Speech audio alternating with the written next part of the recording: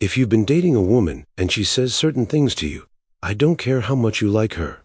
You should take your pride, your sanity, and be prepared to leave. I'm not talking about small arguments. I'm talking about phrases that reveal something much deeper. Words that expose her mindset, her intentions, and the true level of respect she has for you as a man. Most men ignore these warning signs. They're blinded by attraction or the fear of being alone.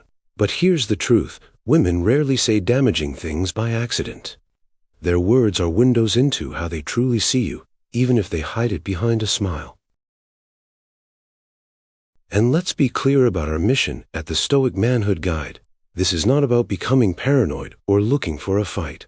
It is about learning to recognize disrespect so you can protect your own peace. This knowledge is a shield for your self-respect, not a sword to attack others with. So, I want you to ask yourself this. Have you ever ignored a red flag, a gut feeling about something she said, only to look back months later and realize it was the beginning of the end? Today, we are going to cover the 5 specific phrases that are a full-on alarm bell that you should never ignore. By the end of this video, you'll know exactly what to listen for, why these phrases are so dangerous, and how recognizing them early can save you from a relationship that slowly destroys you. Let's begin. No. 1. You're too sensitive. This is, without a doubt, one of the most manipulative and damaging phrases a man can hear. It is the ultimate tool of gaslighting, disguised as a casual observation. When a woman tells you you're too sensitive, it is almost never about you actually being too emotional. It is about her avoiding accountability for her own disrespectful behavior. Think about the context. This phrase is usually deployed right after you've calmly called her out on something that bothered you, her being late, a sarcastic comment, a broken promise. Your feeling is a legitimate response to a real issue. But with these 3 words, she masterfully flips the script. The problem is no longer her action. The problem is your reaction. She shuts down the conversation, invalidates your feelings, and makes you question your own sanity. Over time, this is devastating. You will start to believe that your feelings are wrong. You will hesitate to speak up, to set boundaries, to voice your needs, because you've been conditioned to think your legitimate concerns are just emotional overreactions. This is how respect in a relationship dies, not in one big explosion, but in 1,000 small cuts, where your voice is systematically silenced. So I want you to ask yourself this. Who in your life benefits the most when you start to believe that your own feelings are an inconvenience? In female psychology, this is a subtle but powerful move to gain control. By making you the problem, she absolves herself of any need to change or apologize. The moment you accept this frame, you are telling her it is okay to keep crossing your boundaries. A woman who truly respects you will listen to your concerns, even if she disagrees. She will not use your feelings as a weapon against you. If she is quick to label your boundaries as sensitivity, she has already shown you that your feelings are not on her list of priorities. That is a red flag you cannot afford to ignore. No. 2. You should be more like.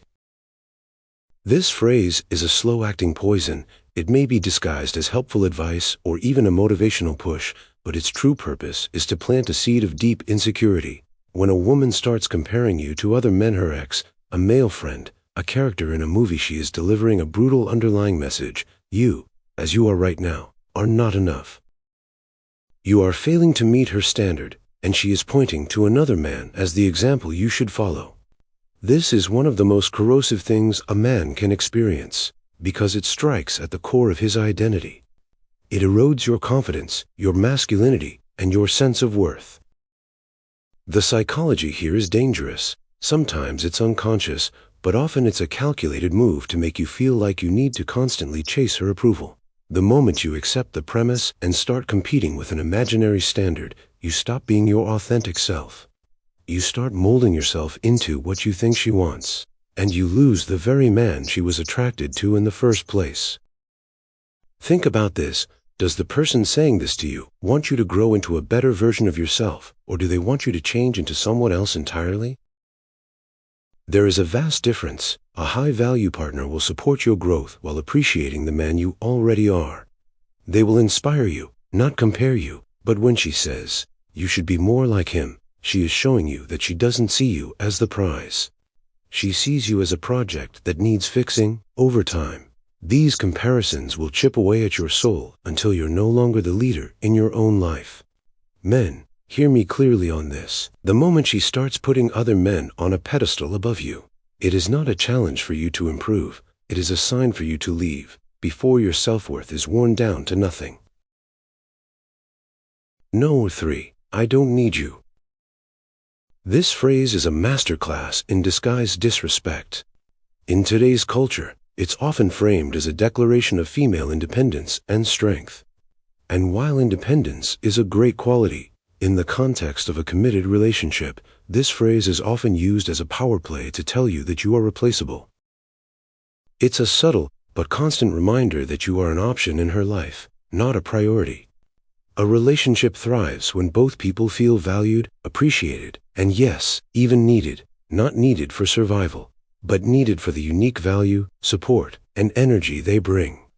When she constantly pushes that "I don't need you" narrative, she's eroding that foundation. She is placing herself on a higher plane, making it clear that losing you would be an inconvenience, not a true loss.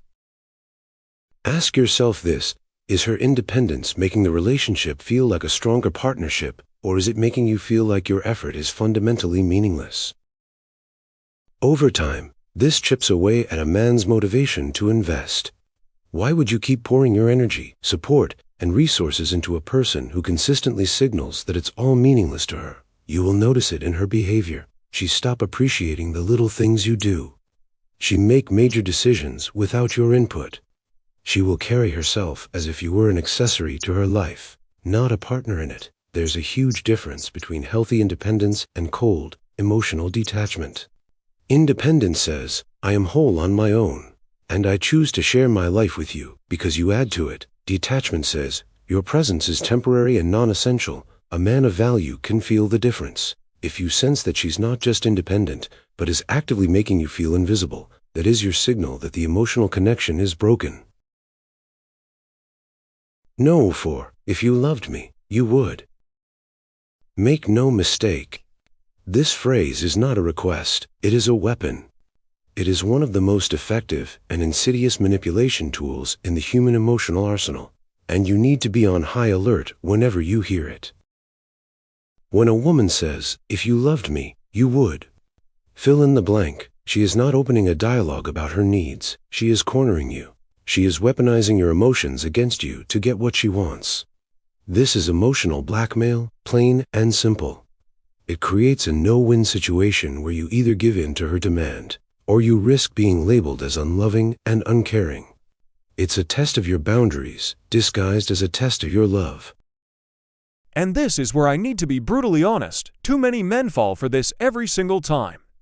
You think, well, I do love her, so I guess I should do it. Before you know it, you're compromising your principles, spending money you don't have, or sacrificing your own needs just to avoid the argument and prove your love. When you hear this phrase, I want you to ask yourself one question: is this a request for connection, or is it a demand for compliance? The more you give in to this tactic, the more she will use it.